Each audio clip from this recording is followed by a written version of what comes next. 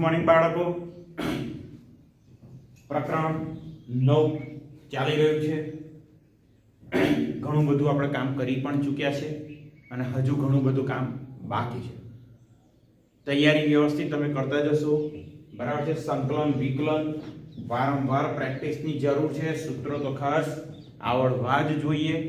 આ બધું હું વારંવાર કહી ચૂક્યો છું, બરાબર છે. તો આજનું લેક્ચર આપણે સ્ટાર્ટ કરી જ દઈએ છીએ.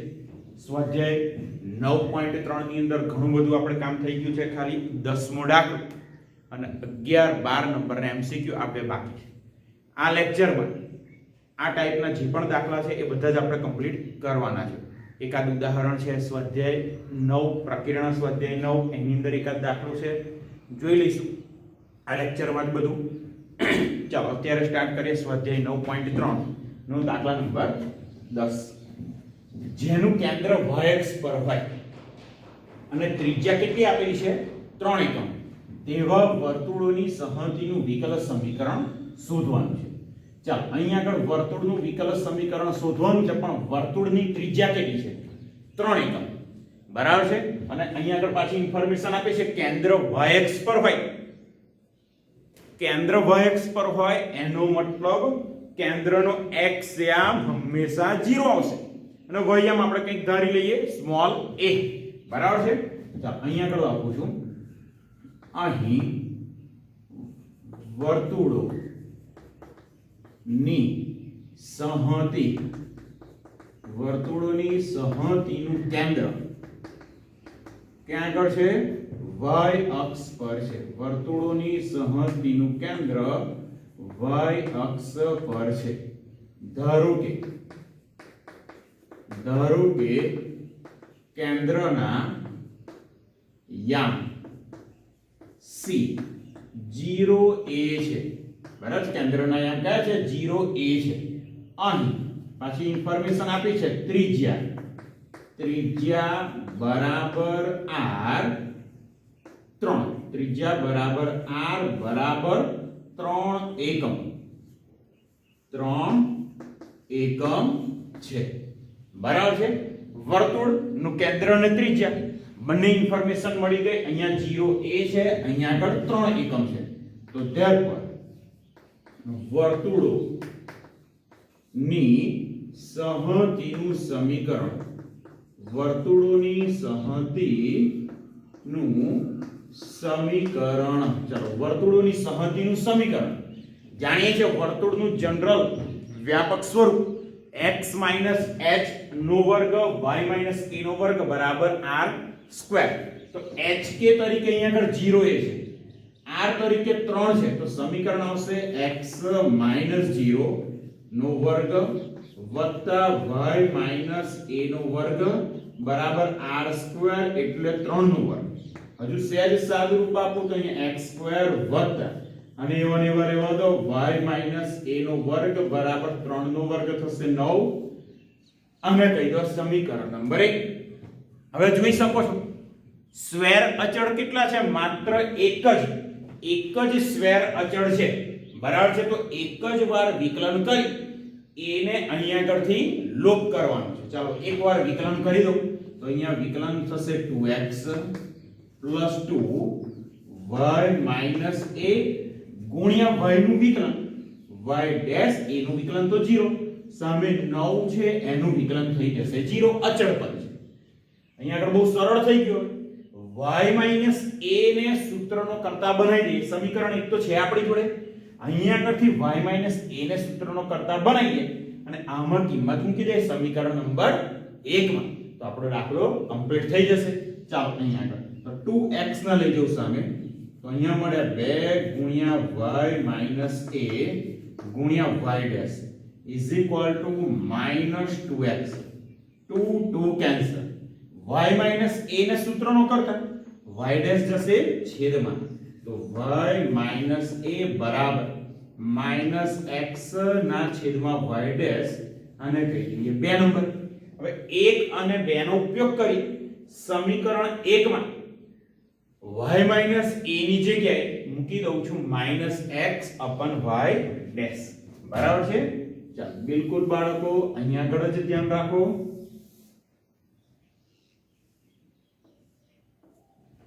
હવે 1 અને 2 પરથી તો હવે 1 અને 2 પરથી સમીકરણ 1 અને 2 પરથી સમીકરણ 1 લખી રાખો તો સમીકરણ 1 છે આપણી જોડે x² y માઈનસ a નો વર્ગ બરાબર 9. હવે y માઈનસ a ની કિંમત જાણીએ છે માઈનસ x અપન y ડેશ તો અહીંયા કિંમત મૂકી દઉં તો x નો વર્ગ વત્તા માઈનસ x ના છેદમાં y ડેશ નો વર્ગ બરાબર 9. અંશ અને છેદને વર્ગ આપી દઈએ તો અહીંયા થશે x નો વર્ગ વત્તા માઈનસ x નો વર્ગ એટલે x² છેદમાં y ડેશ નો વર્ગ બરાબર 9. બરાબર છે. હજુ અહીંયા આગળ કંઈક સાદુરૂપ આપણે આપવું હોય તો અહીંયા આગળ y ડેશ લસા તરીકે લઈ લઈએ તો x નો વર્ગ ગુણ્યા y ડેશ નો વર્ગ વત્તા x નો વર્ગ બરાબર 9 into y ડેશ નો વર્ગ. બાળકો આન્સર પણ તમે લખી શકો. બરાબર છે. આન્સર પણ લખી શકો. હજુ સાદુરૂપ આપવું છે 9y ડેશ નો વર્ગ આ બાજુ લઈ જાઓ તો અહીંયા થયા x નો વર્ગ y ડેશ નો વર્ગ ઓછા 9y ડેશ નો વર્ગ બરાબર માઈનસ x². બંનેમાંથી y ડેશ નો વર્ગ માઈનસ y ડેશ નો વર્ગ કોમન કાઢું. હા જોજો માઈનસ y ડેશ નો વર્ગ કોમન તો કૌંસમાં 9 minus x² is equal to minus x². Minus બંને બાજુ કેન્સલ તો આપણને આન્સર મળ્યો 9 માઈનસ x² ગુણ્યા y ડેશ નો વર્ગ બરાબર x². બરાબર છે. જે માગેલ વિકલ સમીકરણ છે અહીંયા લખી લઈએ જે માગેલ વિકલ સમીકરણ છે. બરાબર છે. એકદમ સહેલો દાખલો છે. બરાબર છે. કંઈક તકલીફ હોય તો પાછા મને ફોન કરીને પૂછી લેજો. આમ તો બહુ સરળ દાખલાઓ છે. હવે શું બાકી રહ્યું? સ્વાધ્યાય 9.3 માં માત્ર 2 જ એમસીક્યુ બાકી છે. બરાબર. એ 2 એમસીક્યુ પણ અત્યારે કરી લઈએ અને હજુ બીજા 2 દાખલા પણ કરવાના છે આ લેક્ચરમાં. ઓકે. તો અહીંયા આગળ સ્વાધ્યાય 9.3 તો તમે લખી લઈએ સ્વાધ્યાય 9.3 ની અંદર 11 નંબરનો એમસીક્યુ.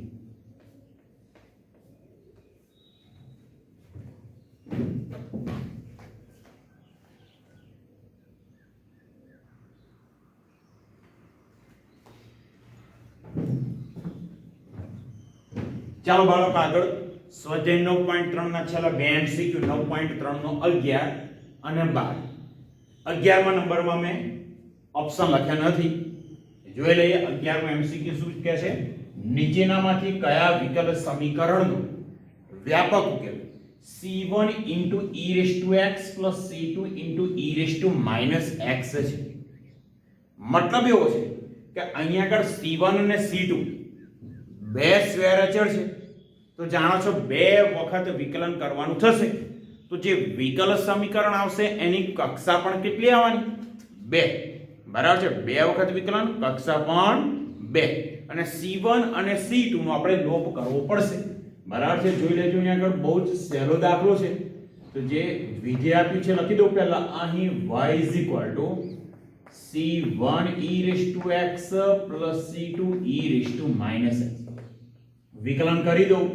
પહેલી વખત dy upon dx તો c1 e⁻x નું વિકલન e⁻x હજુ ઘાતમાં x નું વિકલન શું થઈ જશે? 1. આગળ c2 e⁻x નું વિકલન e⁻x પણ -x નું હજુ વિકલન થશે -1. પહેલી વખત વિકલન કર્યું. ચાલો બીજી વખત વિકલન કરી દઉં તો અહીંયા થયા d2y upon dx² equal to c1 e⁻x minus c2 e⁻x નું વિકલન e⁻x પણ હજુ -x નું વિકલન કરવું પડે. -x નું વિકલન થશે -1 તો પ્લસ. હવે આ જો શું મળી ગયું આપણને? બિલકુલ આપણું જે વિધેય છે y એ જ મળી ગયું. બરાબર છે. તો અહીંયા આગળ આપણને આન્સર મળી ગયો d2y upon dx² minus Y બરાબર 0 જે માગેલ વિકલ સમીકરણ છે, જે માગેલ વિકલ સમીકરણ છે બરાબર. લગભગ ઓપ્શન બી છે, ચેક કરી લેજો બરાબર છે. 11 નંબરનો એમસીક્યુ આપણો કમ્પ્લીટ થઈ ગયો અને સ્વાધ્યાય 9.3 નો છેલ્લો એમસીક્યુ અને બહુ સારો એમસીક્યુ છે બરાબર છે. શું આપેલું છે? નીચેનામાંથી કયા વિકલ સમીકરણનો વિશિષ્ટ ઉકેલ y બરાબર x છે. હવે આપણને વિકલ સમીકરણ ઉકેલતા તો આવડતું નથી. હા, વિધેય આપ્યું હોય તેમાંથી વિકલ સમીકરણ કેવી રીતે મેળવાય એની થોડીક વાત આપણે કરી ચૂક્યા. હવે અહીંયા આગળ y બરાબર x આપેલા છે, આપણે વિધેયમાંથી વિકલ સમીકરણની વાત કરી ચૂક્યા. પણ વિધેય કેવું હતું? સ્વૈર અચળ વાળું. એટલે આપણને ખબર પડે, દાખલા તરીકે અહીંયા ખબર પડે કે બે સ્વૈર અચળ છે તો બે વખત વિકલન કરવાનું બરાબર છે. પણ અહીં તો વિશિષ્ટ ઉકેલ તો સ્વૈર અચળ કેટલા છે આપણને આઈડિયા જ ના આવે. તો અહીંયા આગળ કેવી રીતે કામ કરીશું એ તમને કહી દઉં. અહીંયા આગળ જે વિધેય આપ્યું છે એ લખી લઉં છું. વિધેય કયું છે? y x છે. હવે ચારે ચાર ઓપ્શન જો dy/dx ની ટર્મ છે. બીજી ટર્મ કઈ છે? d2y/dx2 એ ટર્મ પણ આપણી જોડે છે. તો મતલબ આપણે એકવાર વિકલન કરીએ, બે વાર વિકલન કરીએ અને પછી વારાફરતી ચારે ચાર ઓપ્શનમાં કિંમતો મૂકી દઈએ, ડાબા અને જવા બરાબર છે. એટલે કે એ સમાધાન કરે તો એ એનું ફાઇનલ આન્સર. ચાલો વિકલન કરી દો. તો પહેલું dy/dx x નું વિકલન 1, ફરીથી વિકલન કરો તો d2y/dx2 1 નું વિકલન થઈ ગયું 0. ચાલો બહુ સરસ સ્વરૂપ મળી ગયું. હવે ઓપ્શન એ ની અંદર કિંમત મૂકું છું. જોજો ઓપ્શન એ શું છે? d2y, ડાબી બાજુ કિંમત મૂકીએ, ડાબી બાજુ બરાબર d2y/dx2 x2 dy/dx plus x y. શું આવવું જોઈએ? x કિંમત મૂકો. ચાલો d2y/dx2 0 છે, માઈનસ x2 dy/dx એટલે કે 1 પ્લસ x ઇન્ટુ y બરાબર. પણ y બરાબર પણ x છે એટલે અહીંયા થાય માઈનસ x નો વર્ગ વત્તા x ગુણ્યા x. તો એ માઈનસ x નો વર્ગ વત્તા x નો વર્ગ શું થઈ ગયા? ઓહ, આપણે તો x જોઈતો હતો, મળતું નથી બરાબર છે. તો ધેરફોર ઓપ્શન એ છે એ વિકલ સમીકરણ નથી. ઓકે, ચાલો હવે અહીંયા આગળ ઇનડાયરેક્ટલી જોઈ શકો સી જો સી ઓપ્શન સેમ જ છે, આન્સર 0 આવી જ જાય છે. તો આન્સર કયો આવવાનો? ઓપ્શન સી, જે માંગેલ વિકલ સમીકરણ છતાં આપણે બી ની અંદર ચેક કરી લઈએ. જોતા રહેજો. હવે બી આપેલું છે, એમાં ડાબી બાજુ કિંમતો મૂકી દઈએ બી. તો ડાબી બાજુ d2y/dx2 plus x dy/dx plus x y d2y/dx2 એ તો 0 છે, plus x dy/dx x plus x y પણ y કેટલા છે? પાછા x. તો x2 x2 આ તો કેટલા મળ્યા? 2x2. અહીંયા આગળ જમણી બાજુ x છે તો 2x2 is not equal to x. તો એનો મતલબ થયો b એ માગેલ વિકલ સમીકરણ નથી. માવી એટલે માગેલ વિકલ સમીકરણ. ચલો સી ઓપ્શન ચેક કરી લઈએ બરાબર છે. અહીંયા આગળ બી, આ સી મળ્યો અને અહીંયા આગળ એ. ચાલો સી ઓપ્શન ઓબ્વિયસ છે, ઓપ્શન એ માં જ ક્લિયર થઈ ગયા. ડાબી બાજુ d2y/dx2 minus x dy/dx plus x y. પહેલી term 0 minus x plus x થઈ ગયા 0. y ની જગ્યાએ અહીંયા x મૂક્યા છે, 0 મળી ગયા એટલે કે જમણી બાજુ. તો ઓપ્શન સી એ માંગેલ વિકલ સમીકરણ. તો ધેરફોર સી એ માંગેલ વિકલ સમીકરણ છે. બરાબર છે. માગેલ વિકલ સમીકરણ કયું થઈ ગયું? સી. બરાબર છે. ધ્યાન રાખજો. સ્વાધ્યાય 9.3 હમણાં પૂરું થઈ ગયું. એને રિલેટેડ બીજા બે એક દાખલા છે એ આ લેક્ચરમાં જ જોઈ લઈએ. ઓકે.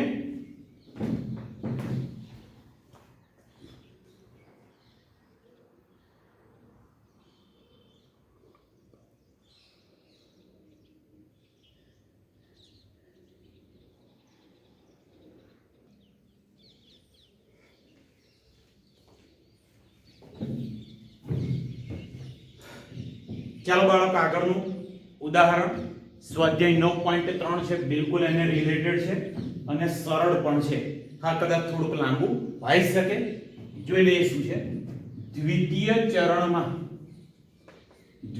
ચરણમાં આવે અને બંને અક્ષોને સ્પર્શતા વર્તુળોની સહંતિનું વિકલ સમીકરણ શોધવાનું છે. વર્તુળનું વિકલ સમીકરણ, પણ વર્તુળ ક્યાં છે? બીજા ચરણમાં, અને પાછું બંને અક્ષોને સ્પર્શે છે. બરાબર છે. તો કેવું આવી શકે જોઈ લો. અહીંયા આગળ એક નાનકડું મેં વર્તુળ દોરી દીધું. બરાબર છે ને, બંને અક્ષોને સ્પર્શે છે. આ આપણી થઈ ગઈ x અક્ષ અને અહીંયા આગળ થઈ ગયું આ y અક્ષ. આ રીતનું વર્તુળ હશે. બરાબર છે. આ x અક્ષ અને આ y અક્ષ. તો દેખીતું છે અહીંયા કે ત્રિજ્યા આ રીતની થશે અને વર્તુળનું કેન્દ્ર જે હોય, પણ વર્તુળના કેન્દ્રનો એક્સિયમ કયો આવશે? તો કે આટલું અંતર, એટલે બિલકુલ ત્રિજ્યા જેટલું, અને વયમ એ આટલું અંતર, એ પણ ત્રિજ્યા જેટલું. એટલે વર્તુળના કેન્દ્રનો એક્સિયમ અને વયમ ત્રિજ્યા જેટલા આવશે. પણ વર્તુળ તો બીજા ચરણમાં છે, કેન્દ્ર પણ બીજા ચરણમાં છે. તો મતલબ કેન્દ્રનો એક્સિયમ ઋણ આવશે પણ વયમ ધન આવશે. તો અહીંયા આગળ ધારી લઈએ. બરાબર છે. અહીં ધારી લઈએ છે. ધારો કે વર્તુળોની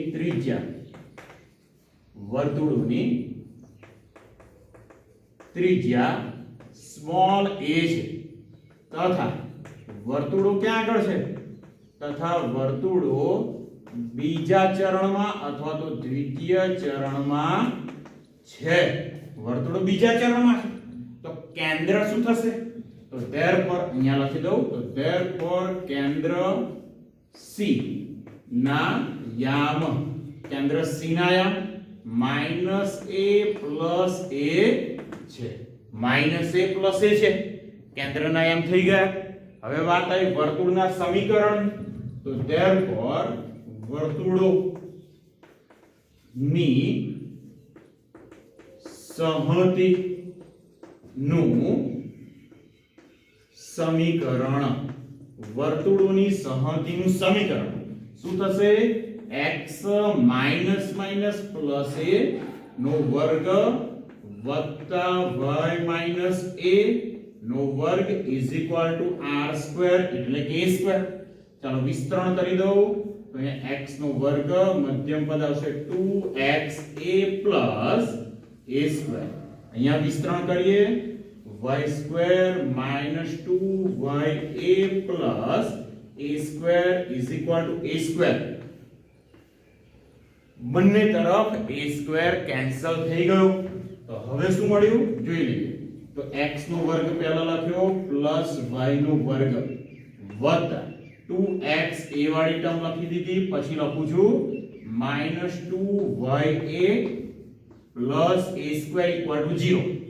જોઈ શકો છો સ્વેર અચળ કેટલા છે? માત્ર એક જ સ્વેર અચળ છે. બરાબર. એ એક સ્વેર અચળ એની કિંમત આપણે શોધવાની, અને આ જે સમીકરણ નંબર 1 અને સમીકરણ 1 કહી દઈએ, એની કિંમત અહીંયા આગળ મૂકી દઈએ તો લગભગ દાખલો આપણો કમ્પ્લીટ થઈ જશે. જોઈએ છે શું થાય છે. ચાલો વિકલન કરી દઉં. તો x² નું વિકલન 2x, y² નું વિકલન 2y * y', 2xa. તો x નું વિકલન તો 1, તો અહીંયા થાય 2a -2a ખરા, y નું વિકલન y' અને a² નું વિકલન થઈ જવાનું 0 = 0. શું કરવાનું છે? a ને સૂત્રનો કરતા બનાવવો છે. બરાબર છે. a ને સૂત્રનો કરતા બનાવીએ. પહેલું તો જો 2 દરેક જગ્યાએ છે, તો 2 કોમન એન્ડ કેન્સલ તો અહીંયા મળ્યા x plus y into y dash plus a minus a y dash equal to 0. બરાબર છે, બહુ ઈઝી સ્વરૂપ મળી જશે. a ને સૂત્રનો કરતા આપણે બનાવી દઈએ. બરાબર છે, ધ્યાન રાખો. તો આ બંને ટર્મ સામે લઈ જાઓ તો અહીંયા મળ્યા x plus y into y dash સામે જશે તો જે માઈનસ છે થઈ ગયા પ્લસ, પ્લસ છે એ માઈનસ, અને સાથે સાથે a ને કોમન કાઢી દીધા તો કૌંસમાં મળ્યા y dash minus 1. હવે એને સૂત્રનો કરતા તો y dash minus 1 ક્યાં આવશે? x plus y into y dash ના છેદમાં. બરાબર છે, એને સૂત્રનો કરતા બનાવી અને આ બાજુ લખી દઈએ. તો therefore a is equal to શું મળ્યા? x plus y into y dash. Therefore a is equal to x plus y into y dash ના છેદમાં y dash minus 1. y dash minus 1 બે નંબર કહી દો. સમીકરણ એક આપણી જોડે છે. સ્મોલ a ત્રણ જગ્યાએ છે, ત્રણ જગ્યાએ a ની કિંમત મૂકી દઈએ, મતલબ 1 અને 2 પર. તો હવે 1 અને 2 પર. ચાલો સમીકરણ 1 લખી દઉં. x વત્તા a આખાનો વર્ગ વત્તા y minus a whole square is equal to a square. ચાલો સ્મોલ a ની કિંમત મૂકી દઈએ અહીંયા આગળ. તો therefore x plus y into y dash ના છેદમાં y dash minus 1 આખાનો વર્ગ વત્તા y minus એ શું છે? x plus y into y dash ના છેદમાં y dash minus 1 નો વર્ગ બરાબર a square. એટલે કે અહીંયા આગળ x plus y ગુણ્યા y dash ના છેદમાં y dash ઓછા 1 નો વર્ગ. બહુ સરસ મજાનું સ્વરૂપ. હવે માત્ર ને માત્ર સાદુરૂપ આપવાનું છે. શું કરીએ? લસા લેવાનું છે. બરાબર છે, ચાલો અહીંયા આગળ જુઓ. x ગુણ્યા y dash minus x વત્તા x plus y ગુણ્યા y dash તો ખરા જ ના છેદમાં y dash ઓછા 1 આખાનો વર્ગ વત્તા y સાથે ગુણી દો y ગુણ્યા y dash ઓછા વર્ગ માઈનસ છે, માઈનસ અંદર જાય તો નિશાની બદલાશે, માઈનસ x માઈનસ y ગુણ્યા y dash ના છેદમાં y dash ઓછા 1 નો વર્ગ ઇઝ ઇક્વલ ટુ જે ટર્મ છે એ એવી ને એવી એટલે x plus y dash minus y dash 1 આખાનો વર્ગ. અહીંયા જો અંશમાં x કેન્સલ, અહીંયા y dash અને minus y dash કેન્સલ. હવે તો અહીંયા મળે xy dash plus y into y dash. તો બંનેમાંથી y dash કોમન. બરાબર છે, y dash કોમન એટલે મળે x plus y into y dash. અંશ અને છેદને વર્ગ અલગ અલગ આપી દઉં તો અહીંયા થાય y dash minus 1 નો વર્ગ વત્તા અહીંયા આગળ જો minus y minus x આખાનો વર્ગ. એની જગ્યાએ તમે x plus y આખાનો વર્ગ લખી શકો, માઈનસ કોમન કાઢો એનો વર્ગ પ્લસ થઈ જાય ના છેદમાં y dash minus 1 નો વર્ગ. અહીંયા પણ અંશ અને છેદને અલગ અલગ વર્ગ આપી દઉં તો x plus y dash નો વર્ગ ના છેદમાં y dash minus 1 નો વર્ગ. જોઈ શકો છેદમાંથી y dash minus 1 નો વર્ગ અહીંયાથી કોમન, આની સાથે કેન્સલ. જોતા રહો. હવે એક કે બે સ્ટેપ બાકી તો અહીંયા થયા x plus y નો વર્ગ ગુણ્યા y dash નો વર્ગ વત્તા x plus y નો વર્ગ is equal to x plus y into y dash નો વર્ગ. તો આ બંને ટર્મમાંથી x plus y નો વર્ગ કોમન નીકળી જાય તો અહીંયા થાય x plus y નો વર્ગ કોમન. કૌંસમાં મળ્યા y dash નો વર્ગ plus 1 is equal to x plus y into y dash નો વર્ગ. ઓકે, દાખલો આપણો પૂરો થઈ ગયો. અહીંયા લખી શકીએ જે માગેલ વિકલ સમીકરણ છે, જે માગેલ વિકલ સમીકરણ છે. બરાબર છે. હજુ એક દાખલો આપણે જોઈ લઈએ. સ્વાધ્યાય નંબર 9. બરાબર છે. સ્વાધ્યાય નંબર 9 એ દાખલો આપણે જોવાનું છે. ઓકે,